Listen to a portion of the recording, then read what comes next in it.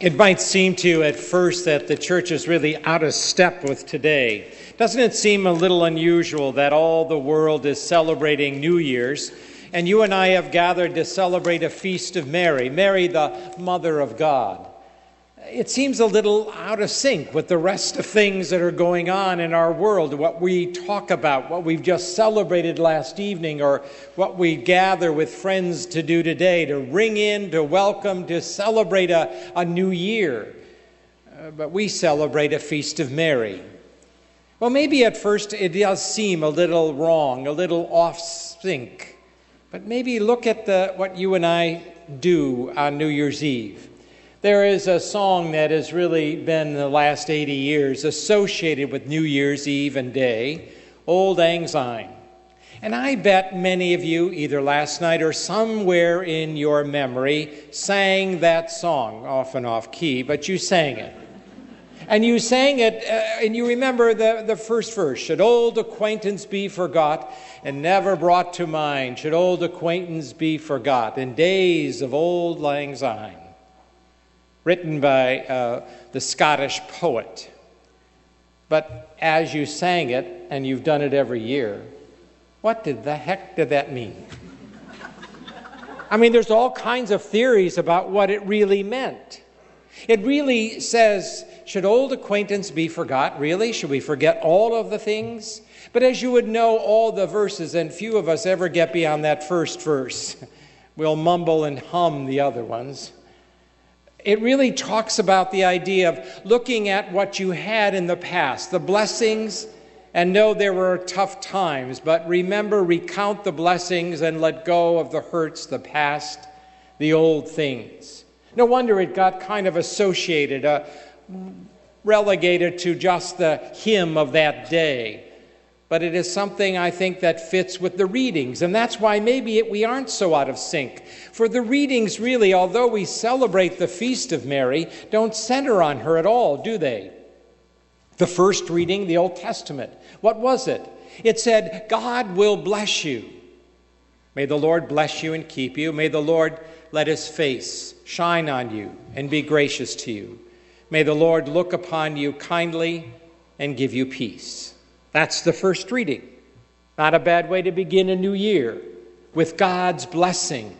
So maybe there is something in this feast that the church is listening to. And then we sang, may God bless us in his mercy, for the responsorial psalm several times. May God bless us in his mercy. It's really about God blessing us in the new year, God blessing us in the past. Remember, as the Auld Lang Syne would say, the blessings of the past. And we would say, and look forward to the same in the future. Why does the church begin a feast of the Mother of God by saying, with Christ's birth, all is new, all is different, all has hope? No wonder we should pray, God bless us in your mercy again. God bless us as you did in the past.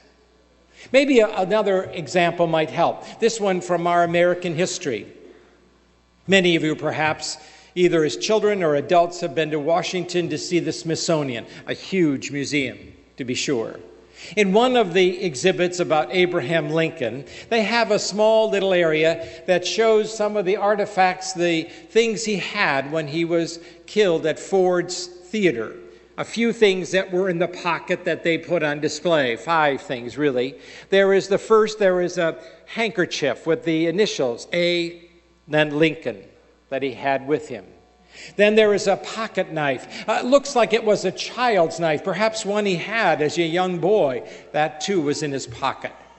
And then there is, surprising to me, a Confederate $5 bill that he had in his pocket. And then there was a folded-up newspaper article, a clipping. And in it was beginning, it says, Abe Lincoln is the greatest statesman we have ever had in America. All that was in his pockets. And at first you want to say, why did you have that newspaper article, Lincoln? Didn't you know that all of us revere you? That all would say that you're one of our greater presidents, and in fact, later in life, there'll be a huge monument to you on the Mall. why would he carry this article around? He wasn't an egotist. What was it that would spur him to have it? Well, we're told by some, anyway, that it was his way of reminding himself that the newspapers that often were critical of his leadership and defaming him many times were not the last word. There were some who recognized his goodness. So he used it as kind of a piece of affirmation, a piece to remind him of putting some balance.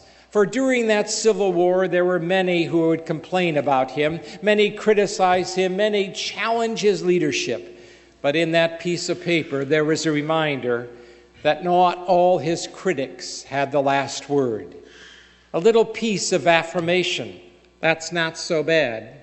Maybe you and I need a little piece of affirmation in a new year, because we have critics as well, critics all around us that would criticize, quickly judge, and harshly determine who are the good and who are the bad. But often, we're our own worst critics, aren't we? We will diminish our goodness, and we will raise up other people's. We will put down the fact that we have accomplished many things, and we'll raise up all the merits of other people. We don't always see the goodness within ourselves, for we see only our flaws and our faults. And here, this day, when we say, "May God bless us," he tells us something truthful. God is blessing us. And what does it mean about God's blessing? Well, God is not a short-sighted God. He is a God, a wide-eyed lover. He sees not all our mistakes, but he sees all our goodness. He would rather forgive our faults than acknowledge that these are failures. He sees what we can be and what we are becoming, not what we failed to do, and not all that we did not choose rightly. He sees within us that we are the daughter and the son, the beloved ones. That's a reason to say God is blessing us. And then you recognize, what does it mean for God to bless us? I think sometimes we look at blessings as if we're, taking something unholy and making it holy. That's not really the case. Not at all. We bless rosaries and medals. We are not making them holy. We are showing that all things can reflect God's holiness. And when we say God blesses us, we are saying God is affirming, recognizing, calling out, proclaiming that this one is good. This one is holy. So when we are blessed by God, it is an acknowledgement of what already is true. It doesn't create holiness, it affirms it. It doesn't establish it, it just recognizes it. That's an important difference, isn't it? May God bless us, we would say. And in that we need it. So maybe one of the first resolutions I would suggest, take a piece of paper, a small piece, and write out those 4 words. I, God, bless you. I, God, bless you. And fold it up and put it in your pocket. Oh, it's no newspaper headline, but it's the same, isn't it? It's the same to remind yourself that God is going to bless me. God is going to affirm, I am holy, I am good, I am, in God's eyes, gentle. I am seen by God as something to be trusted. Now, in this new year, some of us will screw up. All of us will in some way. We'll make judgments that are poor. We'll do things that are wrong. And yet God will say, I bless you, for I affirm you, I forgive you, I trust you, I encourage you, I see the good in you. We'll need that in the new year, won't we? That little piece of paper tucked away in a wallet, a pocket, a purse, somewhere. Maybe we need it more often than we think. I, God, bless you.